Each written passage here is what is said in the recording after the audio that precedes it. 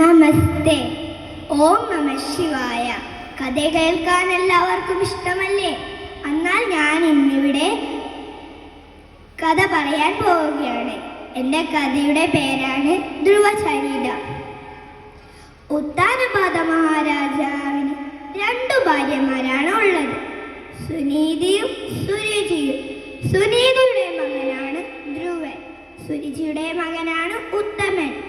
വാതോരാതെ സംസാരിക്കുകയും എല്ലായ്പ്പോഴും രാജാവിനെ ചുറ്റിപ്പറ്റി നടക്കുകയും ചെയ്യുന്ന സുരുചിയോടാണ് രാജാവിന് പ്രിയം.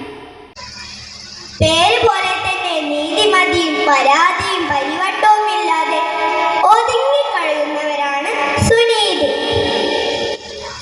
ഒരു ദിവസം സുനീതിയുടെ മകനായ ധ്രുവൻ പിതാവായ രാജാവിന്റെ മടിയിൽ കയറിയിരുന്നു. രാജാവ് മകന്റെ മൂർധാവിൽ സ്നേഹത്തോടെ തലോടിക്കൊണ്ടിരുന്നു. അത് കണ്ടു കയറി വന്ന സുരുചി ഉരുട്ടി പിടിച്ച കണ്ണുകളുമായി ധ്രുവനെ രാജാവിന്റെ മടിയിൽ നിന്ന് പിടിച്ചു തള്ളി. നീ എന്ത് ഭാവിച്ചാണ് രാജാവിന്റെ മടിയിൽ കയറിയിരിക്കുന്നത്? നീ എന്റെ മകൻ ഉത്തമനെ ഇരിക്കേണ്ട സ്ഥാനമാണിത്. കടന്നു പോയി ഇവിടെ നിന്ന് അന്തപുരത്തിൽ എവിടെയെങ്കിലും ചെന്നിരുന്നോളണം എന്നൊക്കെ പറഞ്ഞ് വല്ലാതെ വഴക്കു പറഞ്ഞു. ഉത്തമനെ കൊണ്ട് രാജാവിന്റെ മടിയിലിരുത്തി. രാജാവിനാകട്ടെ നിസ്സഹായനായിരിക്കാനേ കഴിഞ്ഞുള്ളൂ. മകനോട് സ്നേഹമില്ലായിട്ടല്ല, സുരുചിയെ രാജാവിനെ പേടിച്ചിട്ടാണ്. ധ്രുവനാകട്ടെ ഏങ്ങി കരഞ്ഞുകൊണ്ട് അമ്മയുടെ അടുത്തേക്ക് ഓടിച്ചെന്നു. ധ്രുവൻ കരയുന്നത് കണ്ടപ്പോൾ അമ്മയ്ക്കും വിഷമമായി. കണ്ണുനീർ തുടച്ചുകൊണ്ട് അമ്മ ധ്രുവനോട് ചോദിച്ചു, എന്താ പറ്റിയത്? എന്തിനാ കരയുന്നത്? ഞാൻ അച്ഛന്റെ മടിയിലിരുന്ന് കഥ കേൾക്കുകയായിരുന്നു. അന്നേരം ചെറിയമ്മ വന്ന് എന്നെ നിലത്തിട്ടു. ഇനി അച്ഛന്റെ മടിയിൽ ഇരിക്കരുത് എന്ന് പറഞ്ഞു. അത് കേട്ടപ്പോൾ സുനീതിക്കും വിഷമമായി. കണ്ണുനീർ തുടച്ചുകൊണ്ട് മകനെ ആശ്വസിപ്പിച്ചു.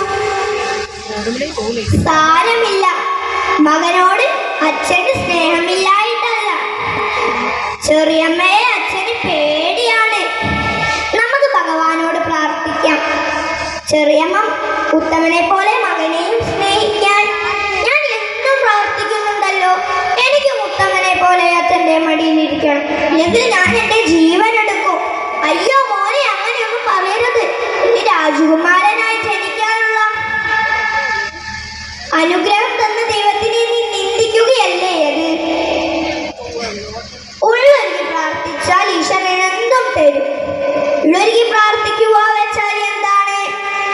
തപസ് ചെയ്യുക, എല്ലാം മറന്ന് ഈശ്വരനെ മാത്രം ആശ്രയിക്കുക. മറ്റുള്ളവർക്ക് ദോഷം വരുത്താതെ എന്താഗ്രഹവും ഭഗവാൻ സാധിച്ചു തരും. എന്നാൽ ഞാൻ ഇപ്പോൾ തന്നെ പോവുകയാണ്. അമ്മയുടെ കാൽ തൊട്ട് വന്ദിച്ച് അമ്മയുടെ മറുപടി കാത്തു നിൽക്കാതെ ഇറങ്ങി നടന്നു. അമ്മ പിന്നാലെ പോയെങ്കിലും ആ ബാലൻ പുറകോട്ട് നോക്കാതെ മുന്നോട്ട് നടന്നു. അങ്ങനെ ഗ്രാമവും നഗരവും കടന്ന് ഒരു അരുവിയുടെ അടുത്തെത്തി. അവിടെ വലിയൊരു മരത്തിന്റെ ചോട്ടിലവൻ ഇരുന്നു. അമ്മ പഠിപ്പിച്ചു തന്ന മന്ത്രം അവൻ കണ്ണടച്ച് ജപിച്ചു. നാരായണായ നമ, നാരായണായ നമ, നാരായണായ നമ. ദാഹിക്കുമ്പോൾ അരുവിയിലെ വെള്ളം കുടിച്ചും, വിശക്കുമ്പോൾ കാട്ടുവെള്ളങ്ങൾ കഴിച്ചും, കിടന്നുറങ്ങുമ്പോൾ പ്രാർത്ഥിച്ചുകൊണ്ടും അങ്ങനെ ദിവസങ്ങളും മാസങ്ങളും വർഷങ്ങളും കടന്നുപോയി. ധ്രുവന്റെ തപസ്സിനാൽ വിശപ്പും ദാഹവും ഇല്ലാതെയായി. ശ്വാസോച്ഛ്വാസവും നിലച്ചു. ഭൂമിയിൽ ശ്വാസം കിട്ടാതെ ജീവജാലങ്ങൾ സ്തംഭിച്ചു. ലക്ഷ്മീദേവി വിഷ്ണു ഭഗവാനോട് പറഞ്ഞു, ഇനിയും ആ കുട്ടിയെ പരീക്ഷിക്കണോ? വിഷ്ണു ഭഗവാൻ പറഞ്ഞു, ആ കുട്ടിയുടെ തപസ് ഉടൻ സഫലമാകും. അതോടെ ഭൂമിയിൽ മാതൃ പിതൃ പുത്രി പുത്ത് സ്നേഹത്തിന്റെ അനുഭൂതി എന്തെന്നറിയും. അപ്പോൾ തന്നെ ധ്രുവന്റെ മുന്നിൽ 1000 സൂര്യൻ ഉദിച്ചതുപോലെ ദൈവം പ്രത്യക്ഷപ്പെട്ടു. വത്സ ധ്രുവകുമാര, നിന്റെ തപസ് സഫലമായിരിക്കുന്നു. കൊട്ടാരത്തിലേക്ക് തിരിച്ചു പോകൂ. അവിടെ അച്ഛനും ഗുരുജി മാതാവും മാത്രമല്ല, ഈ 3 ലോകങ്ങളും നിന്നെ സ്നേഹിക്കുന്നുണ്ട്. കുറച്ചുകാലം അച്ഛന്റെ പിൻഗാമിയായി രാജ്യം ഭരിച്ച് പ്രജകളെ